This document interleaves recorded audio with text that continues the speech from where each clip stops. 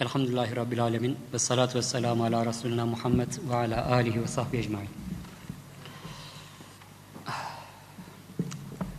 Kıymetli hazırın, saygıdeğer hocalarım, çok hızlı bir şekilde önce bir anıyla başlamak istiyorum. Ondan sonra anlatacağım şeyleri anlatmaya başlarım inşallah Teala. Çok gençlik yıllarında bir derse götürdüler. Ve derse vardığımda işte İhsan Süreyya Sırmı Hoca ve benzeri hocaların olduğunu gördüm. Rahleyi benim önüme bıraktılar.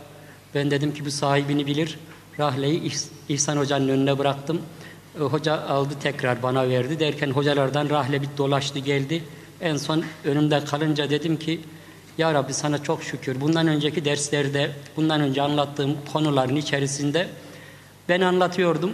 Karşı taraftakiler dinliyordu. Doğru mu yanlış mı düzeltecek kimse yoktu. Bugün doğru ve yanlışı düzeltecek hocalar var. Bugün atış serbest. Dilediğimi konuşabilirim. Hocalar nasıl olsa düzeltir demiştim o gün. Bugün de aynı durumla karşı karşıyayız. Elhamdülillah rahat olacağız demektir böyle olunca. Kıymetli hazırın, camilerin önemi meselesi bizim İslami mücadeleye dahil olduğumuz günden beri Türkiye'nin en önemli gündemlerinden birisi. Ben bu gündemin üzerinde konuşmak istiyorum. Öncelikle biz 80'li yıllarda İslami mücadeleyle ciddi bir şekilde tanıştığımızda ülkenin değişik gündemleri vardı. İslami camiaların gündemleri vardı. Bu gündemlerin en önemlilerinden birisi camilerdi. Bugün de en önemli gündemlerinden birisi cami, mescitler. 80'li yıllarda bu camilerden nasıl uzaklaşırız, bu camilerle bağımızı nasıl keseriz'i konuşuyorduk. Bugün elhamdülillah bu camilere nasıl döneriz, bu camilerle nasıl bağımızı kuvvetlendiriz'i konuşuyoruz. Allah istikametimizi sabit kılsın. 80'li yılların o hararetli tartışma dönemlerinin içerisinde işte hepimizin malumudur ki bir Mescid-i Dırar tartışması başladı ve bu tartışmanın sonucunda Türkiye'de İslami mücadelenin içerisinde aktif bir şekilde bulunan, kendilerini Kur'an'a ve sünnete dönüş hareketi diye tanımlayan çok genel çerçeve içerisinde böyle bir tanımın içerisinde bulunan Müslüman camia mescitlerle aralarına mesafe koydular. Özellikle Hanefi fıkhının fıkıh kitaplarından elde edilen çok geçmiş dönemlere ait bazı fetvaların bu döneme yanlış bir şekilde uygulanmasıyla bu fetvaların kendilerinde bir yanlışlığın varlığından bahsetmiyorum. Uygulamadaki yanlışlıktan bahsediyorum ya da algıdaki yanlışlıktan. Türkiye'de bulunan mescitlere Mescid-i Dırar denildi ve bu Mescid-i Dırar denilmesinin sonucunda işte imamlarla ilgili değişik tartışmalar başladı. Akabinde de Müslümanlar camilere soğuk bir şekilde bakmaya başladılar. Bu bizim kendi tecrübemiz. Bu hayat tecrübemiz. Hepimiz bu tecrübeyi yaşadık. Bu salonda bulunanların büyük bir çoğunluğu bu tecrübelerden geçtiler. Bizim hikayemiz yani esasda. İşte bu hikayenin içerisinde bizim atladığımız önemli bir yerin olduğu kanaatindeyim. Bu kanaati özetlemeye çalışacağım inşallah Teala. Kur'an-ı Azimüşşan üzerine bir çaba gerçekleştirdiğimizde, mescitlerle alakalı bir çalışma ürettiğimizde 3 tane ana mescit görüyoruz. Bunların ikisi takva üzerine kurulmuş, 2 tanesinin ana özelliği takva üzerine kurulmuş olan mescitler. Birinin ise takva üzerine kurulmamış olması, zarar vermek üzere dıraran kurulmuş bir mescit olması şeklinde 3 ayrı mescit görürüz. Bunları tahlil ettiğimiz zaman 3 şekilde şöyle karşımıza çıkar.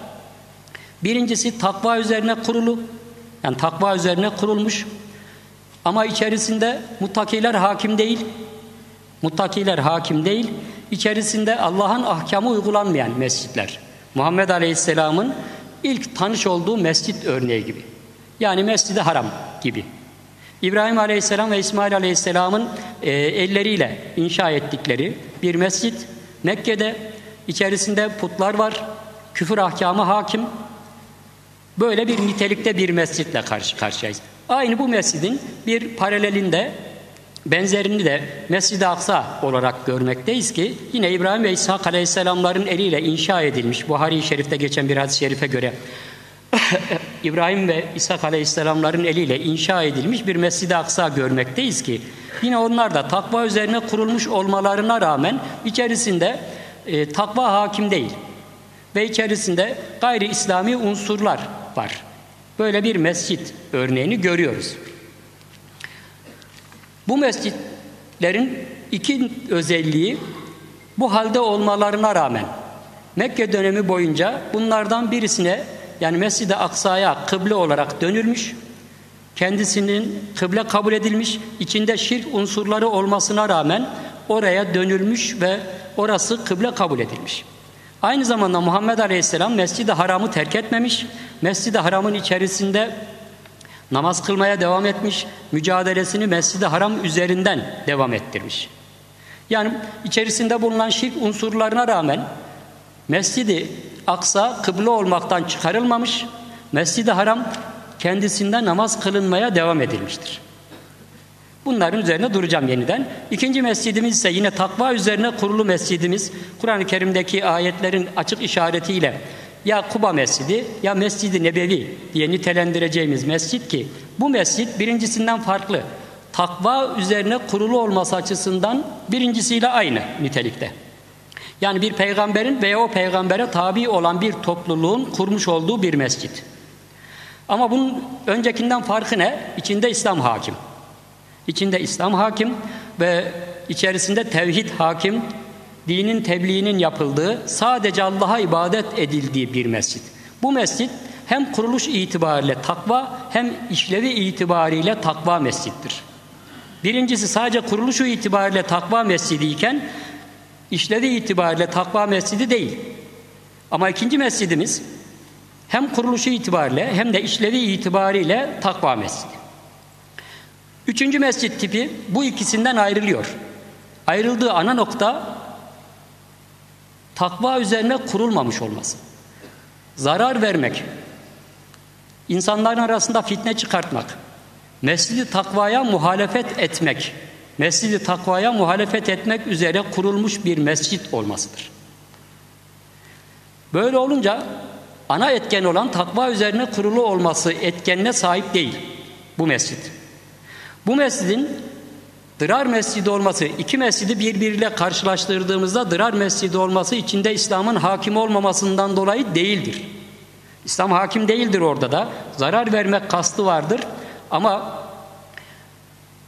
Mescid-i Nebevi'den, Mescid-i Haram'dan ve Mescid-i Aksa'dan farkı, onlarda da İslam hakim olmamasına rağmen ana farkı Mescid-i Haram ve Mescid-i Aksa takva üzerine kuruludur.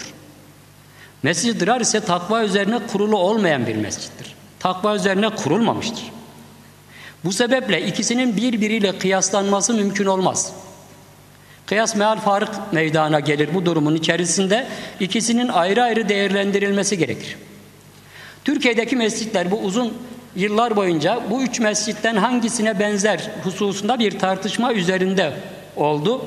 Göreceğimiz şey Türkiye'deki mescitlerin bu üç mescitten ancak ve ancak birine hiçbir şekilde benzemediğini görürüz.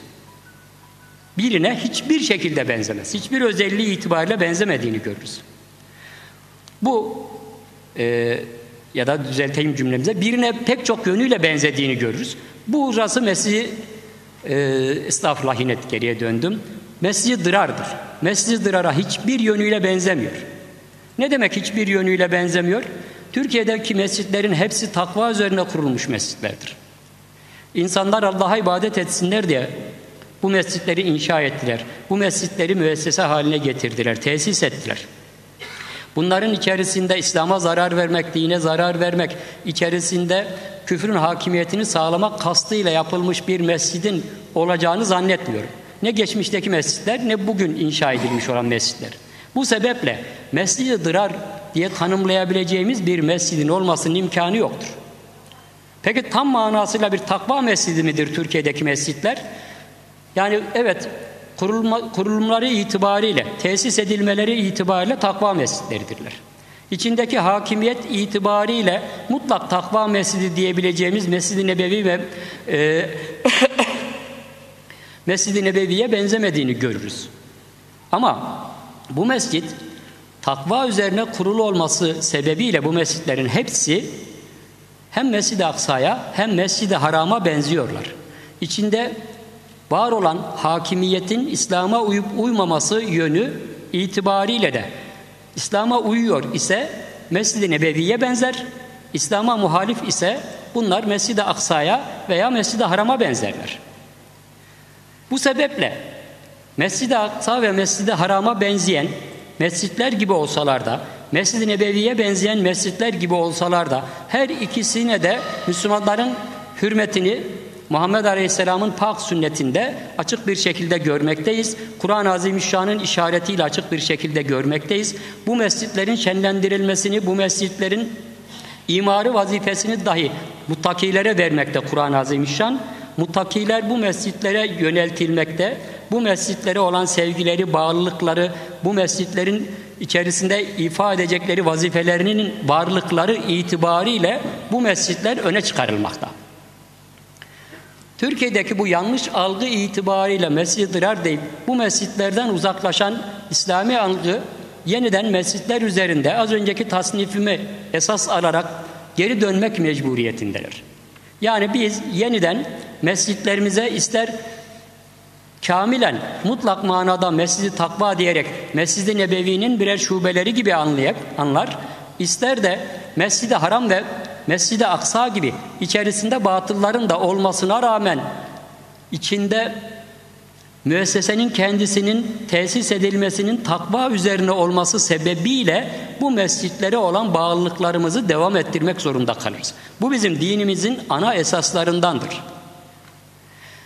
Kim ki gönlünü, yüreğini, amellerini mescitlerden ırak kılarsa onun gönlünde zaman içerisinde İslam'dan bir uzaklaşma meydana gelir. Kim mescitlerin kapılarını örümcek ağlarına terk ederse o İslam'ın tabiatına muhalefet etmiş olur. Her inanç, her din kendisine ait olan bir müessese üzerinde bulunur. Her kurum, her fikriyat da böyledir.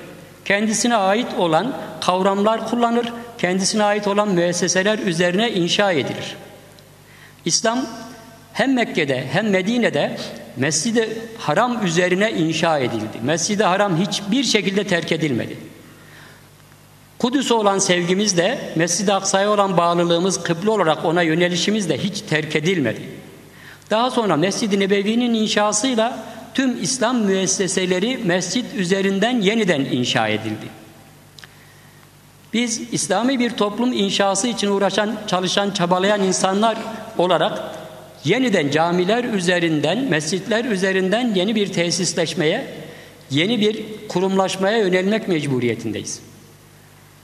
Camilerimize alternatif olarak üretmiş olduğumuz hiçbir kurum, camilerin işlevini yerine getirsin diye bizim ürettiğimiz hiçbir kurum camilerin işlevini yerine getiremez. Bir mabet olarak varlıklarını devam ettiremezler.